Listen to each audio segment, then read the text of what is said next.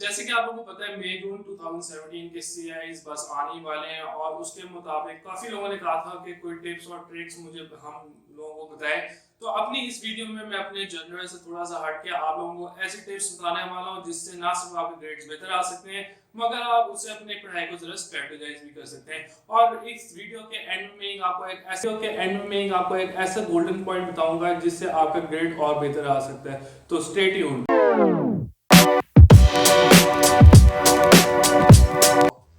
मेरा सबसे पहला टिप उन लोगों के लिए है जो कि पहली दफा CIs दे रहे हैं और जो कि अभी 10th क्लास में या 9th क्लास में एक्स्ट्रा पेपर्स दे रहे हैं।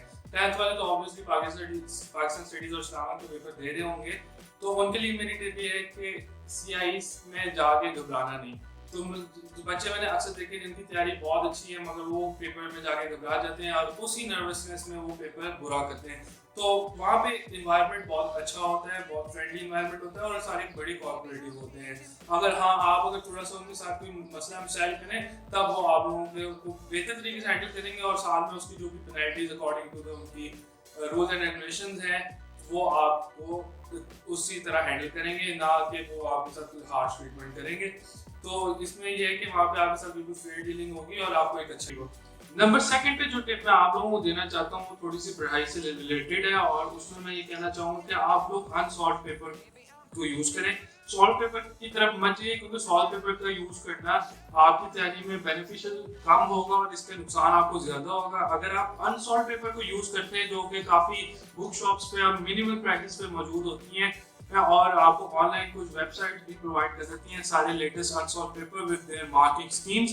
अगर आप अनसॉल्व पेपर को सॉल्व करेंगे तो उसका सबसे बड़ा फायदा ये होता है कि आपको मार्किंग स्कीम्स पढ़ने को मिलती है। मार्किंग स्कीम पढ़ने के थ्रू आपको एग्जामिनर ने क्या डिमांड की है उसका आइडिया हो जाता है, उसमें कौन से कीवर्ड्स यूज करने हैं उसका आइडिया हो जाता है। स्पेशली A लेवल्स में अगर आप उन कीवर्ड्स को अपनी डेफिनेशन में यूज नहीं करते और कान दूसरे तरफ से पकड़ते हैं और मीनिंग आपका वही होता है तो ये मत समझिए कि एग्जामिनर आपको उसका क्रेडिट देगा, उसको वो एज ए जीरो मार्क करता है। अब जो चेकिंग है वो थोड़ी सी स्ट्रिक्ट हो गई है और वो जरा केयरफुली पेपर को चेक करते हैं। तो इसलिए आप अनसॉल्व पेपर ले लीजिए, उन्हें सॉल्व कीजिए और फिर उनकी मार्किंग स्कीम के अकॉर्डिंगली अपने पेपर्स को देखिए और चेक करिए।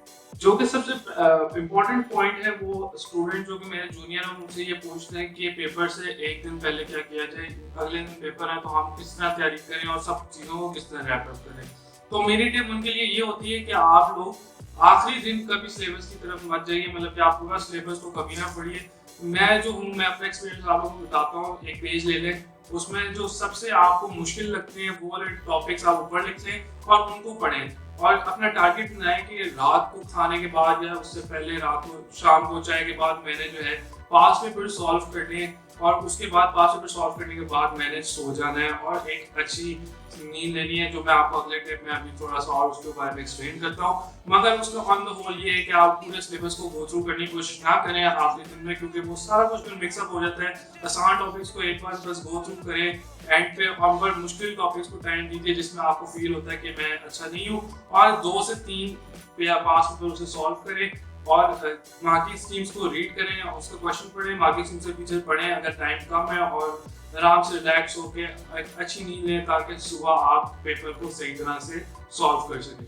सबसे इम्पोर्टेंट बात ये इसमें होती है नींद की। मुझे पता है ऑल नाइट पुलर्स वाले लोग भी होते हैं और कहते हैं जी एक रात में सारा कुछ कर लेंगे, मगर कभी ऐसा नहीं होता।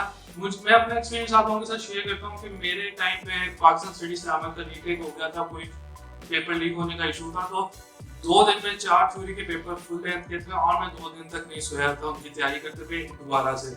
तो उसमें प्रॉब्लम ये आती है कि जब आप पेपर कर रहे होते हैं और अगर आपकी नींद पूरी नहीं होती तो वो जो कॉन्टेंट्स होते हैं आपके दिमाग में सारा कुछ क्लाउडेड हो जाता है। मैं पाकिस्तान स्टडीज के पेपर में इस्लामियत की बातें लिख रहा था और इस्लामियत में पाकिस्तान स्टडीज की बातें बीच में लिख रहा था, तो इस तरह आपका सारा कुछ वो क्लाउडेड हो जाता है, आपका माइंड कई जगहों पे काम करना बंद कर देते हैं और वो पीछे अपनी स्लीप में चला जाता है। तो मैं आप लोगों को ये कहूँगा कि अगर आप लोग सो सकें तो 3 से 4 घंटे एटलीस्ट नींद अपनी पूरी करें। और अगर मैं ये करता था कि अगर मेरे पास बिल्कुल टाइम नहीं सोने का तो मैं 1 घंटा पहले जरूर लेट जाता था, बेशक नींद आए ना आए, ताकि आपका माइंड थोड़ा सा रिलैक्स हो और वहाँ पे आपके जाके अब सोने के बाद थोड़ी सी बात हम लोग खाने की करेंगे क्योंकि खाना एक बहुत इम्पोर्टेंट चीज़ होता है। और डाइट स्पेशली ड्यूरिंग CIEs, क्योंकि CIEs काफ़ी इंपॉर्टेंट पेपर्स होते हैं, तो उसके अंदर डाइट अपनी बेहतर रखना एक बहुत इंपॉर्टेंट पॉइंट है। सबसे बड़ा और जो मेजर पॉइंट वो है ये है कि मैं आप लोगों को देना चाहूँगा कि पेपर जब भी आपका है उससे पहले, पेपर से जाने से पहले आप कुछ ना कुछ खा के ज़रूर जाएँ और उसमें मीठी चीज़ खाने की कोशिश करें, क्योंकि आपको ग्लूकोज लेवल आपका नॉर्मलाइज होना चाहिए जब भी आप पेपर देने जाए।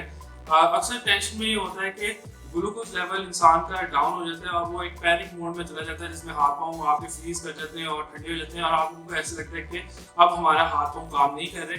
तो इस सिचुएशन से बचने के लिए आप अपनी ग्लूकोज इंटेक को आप बेहतर रखें, पानी पिए, और जब भी आप पेपर में जब भी आप ब्लॉक हो जाए तो आप पेपर की तरफ देखना छोड़ दें और अपने इर्द गिर्द देखें और थोड़ा सा रिलैक्स कीजिए।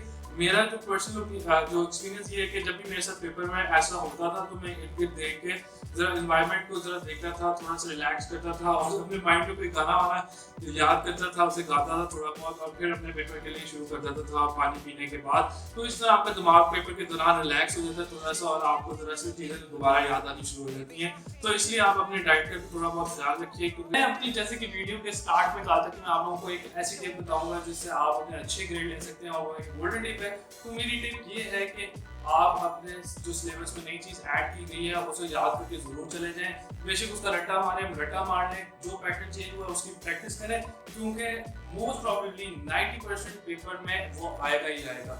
तो जो भी आपकी चीज़ सिलेबस में नई ऐड हुई है, इस साल इंक्लूड हुई है या पिछले साल इंक्लूड हुई है, जो कि 3 साल के स्पैन के अंदर चीज़ इंक्लूड हुई है, वो तो पेपर में ज़रूर आती होती है और आप उसको अच्छी से प्रैक्टिस कर लें तो वो ही पेपर में से आएगी।